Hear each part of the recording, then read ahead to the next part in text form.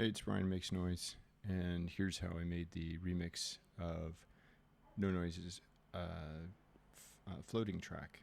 So I want to stay really true to the original song. There's a lot of vocals and vocal tracks that are really great. Love her voice, and wanted to feature that, prominently within the mix. And you'll see that the vocals are mixed reasonably forward in the final output. And I've used a bunch of vocalizations from the backing tracks to create vocal patches that I use throughout the song. The other thing that I wanted to stay pretty true to is she had created a bunch of kind of foley style drum parts that were really interesting and brought a lot of texture to the original piece. So I created a drum kit in FL Studio and used that as the basis for almost all of my drums. There's a couple things I pulled in that were, from my library, but the vast majority of drums were from that category. You can sort of hear the individual. So let me just jump ahead a bit, but you can hear sort of this kind of ethereal floating stuff. Lots of reverb, lots of delay. This is also sidechained to the kick and the main vocals, so that it ducks whenever the main vocals are playing, so that her voice doesn't get lost in that mix because it's in the same frequency band. And so what we have is this part where her vocals are down here. Just zoom in a bit here, and you can see where I've taken individual tracks. And I like that sort of be me, be free. And then I used chopping to bring in this part where it's sort of like, it allows me a lot of control in terms of when it appears on the beat, get everything all lined up. It's nice and easy.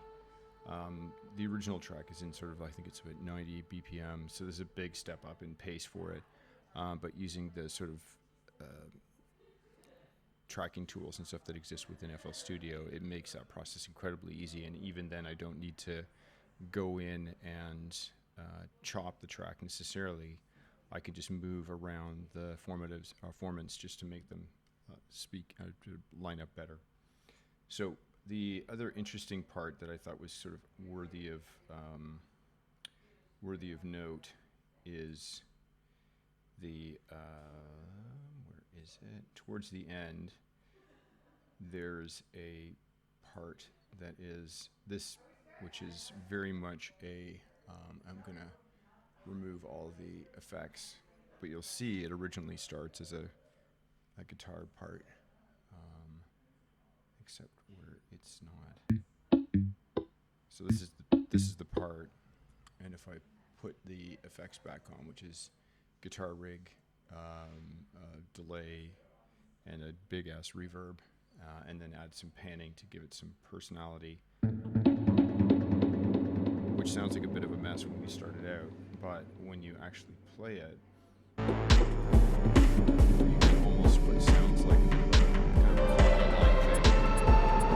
And then I found there was just a little bit too much of the sameness, so I wrote this piano part, which is just really following along the chords and trying to create a bit of interest. And that piano part is highly uses sort of a choral effect, as well as the sort of room pad. So if I take the original things off and I just play the piano track,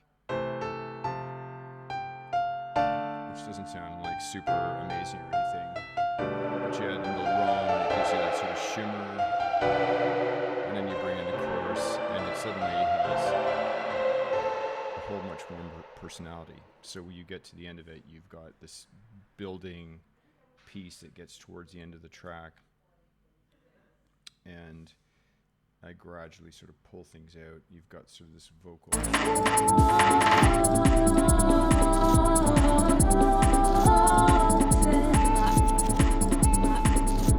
it just sort of fades out towards the end.